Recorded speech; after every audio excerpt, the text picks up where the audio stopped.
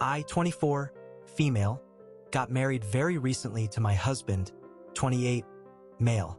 About a year before we got married, we purchased our first home. We did extensive renovations on the house and put a lot of thought, time, care, and money into it. It is our dream home sanctuary, a forever home we don't plan to let go of. My cousin, 33, female, recently got engaged and is going to get married this year. She and I are very different in personality, so we have never been close. Our families, however, could not be closer. Her dad and mine are brothers. Some background. She and her husband, 33, male, both currently live with their respective parents. She was pursuing a nursing degree but left the program. She is not working right now. Her husband works. I don't know how much he makes, but it's an average income job. I mention this because they want to throw a big, extravagant wedding. I have my personal opinion about this, but I also understand that my opinion doesn't matter. It's their wedding, their life. I have never voiced anything other than a congratulations on the engagement. The issue is when there is an expectation that family should help them achieve this. I eloped with my husband, and while we didn't have a public wedding, we did throw an intimate reception on our new property. We live in a very quiet, scenic rural area on a small acreage. It is private and thoughtfully landscaped. We have a natural pond and our property is surrounded by the woods. We chose not to disturb the land around us too much, so some of the property line is in the woods. All this to say, it's not a lot of space as it seems when I say acreage. And also to say, without a doubt, it made for a very nice outdoor venue. I understand the appeal, but the key difference is, we had small wedding reception. My cousin wants a big, 80 guests. 1. Still, I decided to hear my cousin out. I didn't know at the time how big she wanted her reception to be. I was placed under the impression that it would be like ours. I invited my cousin over and she and I talked about how I set up my reception. I gave her kind of an outline she could use, including all the catering, decor, florists, etc. I made her a meticulous package on Google Docs and shared it with her. She seemed to agree with everything I was saying with a smile. I told her my husband is away for 3 weeks and I will be gone for a week as well. And if she wants, she is welcome to do some planning, just give me a heads up. I always give my mom access to my home just in case, especially since both my husband and I travel a lot. My mom texted me if my cousin can come in with someone to plan seating arrangements outside, and I told her as long as she, my mom, is present to oversee, they can come. That's when I learned through my mom that she's planning an 80-plus guest wedding and extending the reception into our house, which I explicitly said in person and in my Google Docs is off limits. My mom told her she cannot tour with the organizer the inside of the home, that the owners have not given permission. This upset my cousin. When the organizers left, she became very upset and stormed out on bad terms. Her mother then called my mother to complain ruthlessly about me. I just got back today and I'm told I'm being accused of being spoiled and selfish and small-hearted. None of these accusations feel warranted. I talked to my husband about what happened, and he told me the bride and her family are being disrespectful toward me, and as such, they do not deserve to host in our home altogether. He said he would revoke the invitation himself. I told him let me think about it, how to best proceed. Would it be wrong to go back on my word and tell her I can't host her reception? It will cause her problems, but it's not my problem. Here is where I feel a bit assholey. Edit. They are now offering to cut down the guest list, but I feel like the trust is no longer there. And their sudden animosity towards me makes me hesitant to put my home and self-respect at risk just to appease extended family members. I don't believe they will follow through with their promises or honor the boundaries I've set. I feel like I was misled under false pretenses into agreeing in the first place. Comment 1, NTA. And in the discussions, did she ever mention who would be responsible for the cleanup? I'm sure they'd leave it for you and your husband. The cleanup alone is enough to not let the reception in your house. OP, you're so right. I feel like she didn't even read my document because once I agreed she had. Maybe this secret plan to do what she wants. Update. Some clarification of the venue. We have a carriage house next to our main house. In between the two buildings is a courtyard. The reception would have been held in this courtyard. as well as in the carriage house for an indoor-outdoor feel. The weather where we live is not an issue. My husband was even going to string market lights between the two buildings. We have a very large finished bathroom in the carriage house that would have been for the guests. I was also going to utilize the mudroom of the main house, which has another bathroom for guests with easy access from the courtyard. The mudroom has good separation from the main part of the house, mostly by a large breezeway. We have a long drive that leads to the house, so parking would have not been an issue either.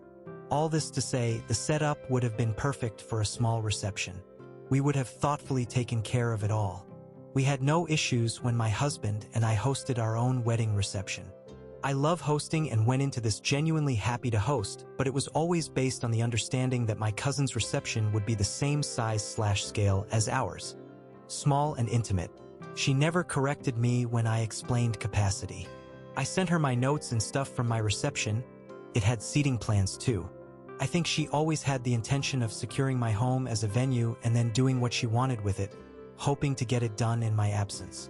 When she realized my mom would supervise her visit to my house while I was away, her plan fell apart and landed us where it did. After my mom caught my cousin trying to arrange seating for guests way over the approved capacity, my cousin's family started to slander me for shutting her ideas down. I got called a lot of things I am absolutely not.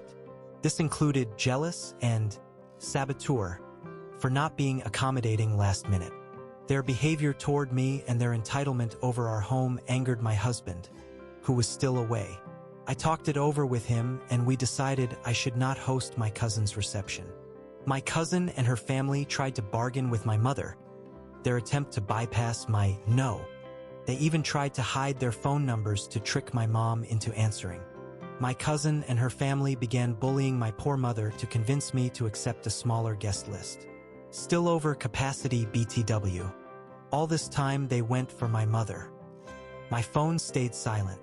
I called my cousin to stop harassing my mother because I am firm in my decision to no longer host her. The trust is not there and their behavior makes me not want to host them. She blew up on me during this conversation, expressing that I will be single-handedly botching the wedding if I back out of providing her a reception venue, and that I am cruel for not being able to do this one thing for her during a once-in-a-lifetime milestone. She told me to just please see things from my perspective and think about it. I told my husband I am tired of the cousin and her family not taking my no for an answer. I have been respectfully direct, but they keep trying to persuade me and it's very exhausting. I know they are only saying things to get me to say yes, but they will likely not honor any of it. He said he will take care of it. He called my cousin and told her we will not be hosting her, and her disrespect towards me will also not be tolerated. He told her I was always clear on capacity and the tantrum she and her family are throwing is because they hope to trick me into allowing a bigger reception than I approved. For the failure of that, she only has herself to blame. She started crying and asked my husband if she could throw a smaller reception at the approved capacity. My husband said we are way past negotiation. He will not allow it, not even if I ask him to. I know he said this to give me an out, and I appreciate it a lot. He told my cousin not to contact me or my mother about this request again because he will be the one they have to answer to from now on. They haven't called or texted, but my cousin tried to DM me on IG and my husband sent her a voice note from my account in the chat. So I think she will stop now. Comment 1. I'm not always fond of guys being placed in positions where we have to play the mean scary man role, but I won't deny it's definitely effective when you've got a bunch of cowardly bitches who talk mad shit until someone stands up out of their chair at an average height of a male individual and speaks a little above indoor volume. He had a figurative big stick and he used it to perfection. OP, I absolutely agree. I try not to use my husband until I absolutely have to and wish I could have handled it entirely on my own, but it wasn't working with these people. The experience has definitely made me reflect on my assertiveness though, and how I can improve. Especially when it's quite clear my cousin and her family were counting on me being someone they could get their way with / manipulate. Comment 2. What did your uncle say about his wife and daughter? Your dad has to be ticked. OP. The uncle is very passive because the aunt, cousin's mom, wears the pants. He can't keep a handle on his daughter or wife, so I don't think he is to blame. If anything, he probably tried to talk to them. My dad passed away 2 years ago, sad face, so it's just me and my mom. Comment 3, yeah.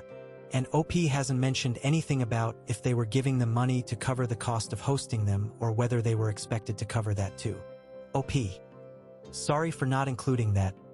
The groom/bride's family were paying for everything except for a few things my husband kindly offered to pay for.